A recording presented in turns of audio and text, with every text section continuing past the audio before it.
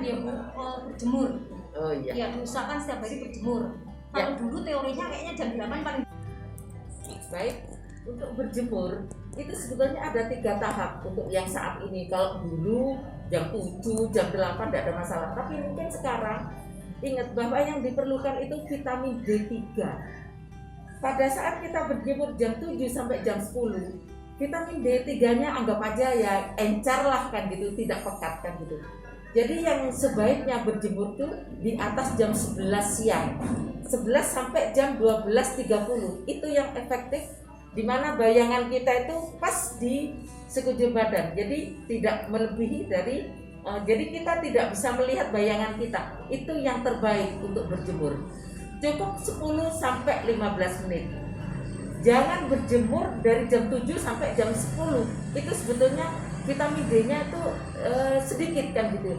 Tapi kalau jam 11 sampai jam 12.30 itu vitamin D3-nya pekat banget. Itu yang diperlukan oleh terutama untuk lansia. Sedangkan untuk selebihnya lebih dari jam 2 sampai itu juga lebih efektif juga, tapi tidak seefektif dari jam 11 sampai jam 12.30. Dan yang perlu diperhatikan bukan muka yang kita hadapkan ke matahari, tapi punggung yang kita hadapkan ke matahari. Jadi nanti akan berjalan sendiri punggung.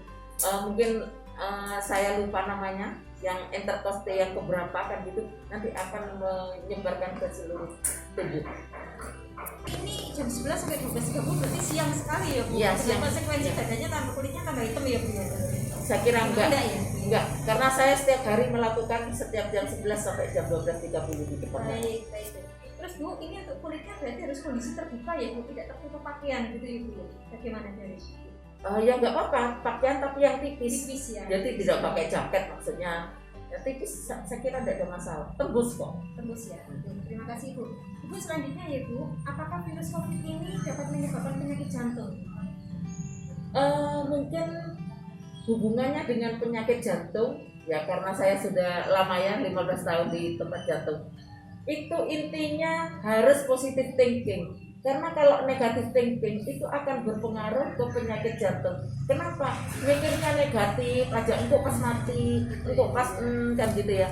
Karena bagaimanapun, apalagi saat ini, orang meninggal tuh hampir setiap hari kena COVID.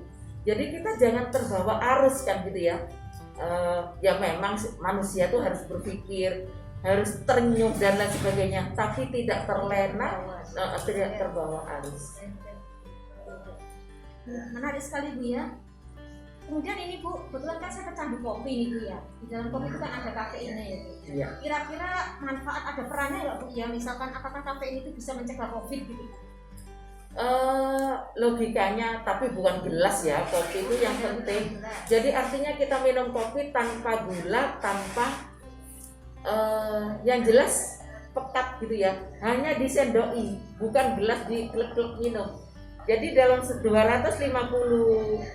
ml kopi dengan 1 sendok munjung kopi bubuk itu diaduk, hanya diambil beningnya saja tanpa gula, itu langsung diminum aja. Intinya mempercepat metabolisme di dalam tubuh. Nah, peningkatan metabolisme tentang kafein di dalam tubuh itu bisa mencapai 3-11%. Jadi cukup tinggi. Jadi cukup efektif bila dibuat untuk preventif penyakit virus corona. Baik.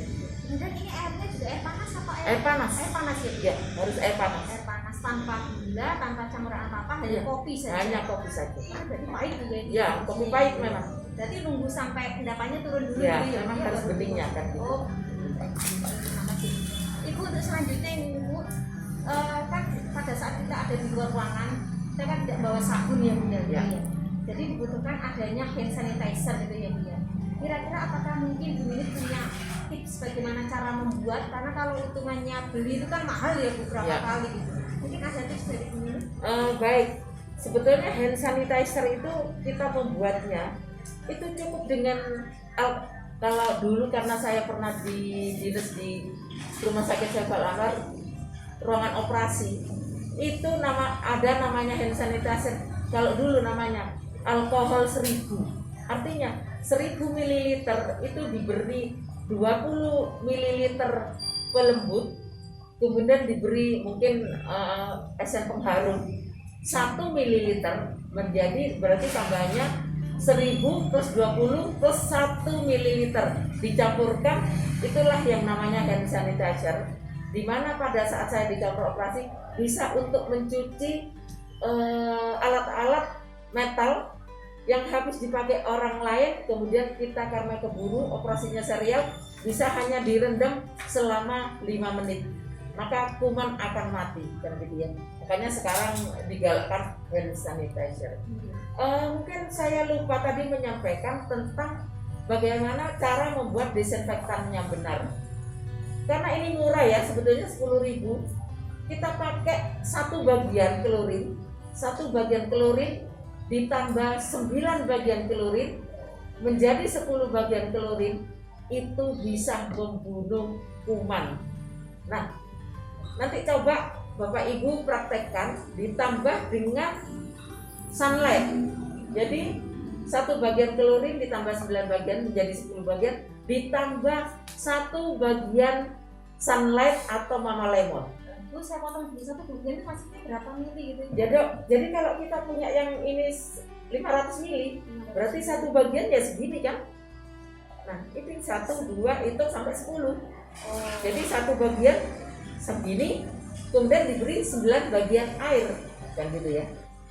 Nah, itu menjadi 10 bagian. Tuh, yang perlu diperhatikan. Ini sebetulnya bisa untuk nyemprot semut dan lain sebagainya, binatang-binatang yang itu ya, untuk yang tidak kasihan sama binatang. Tapi biasanya kadang orang kasihan sama binatang, nggak boleh disemprot.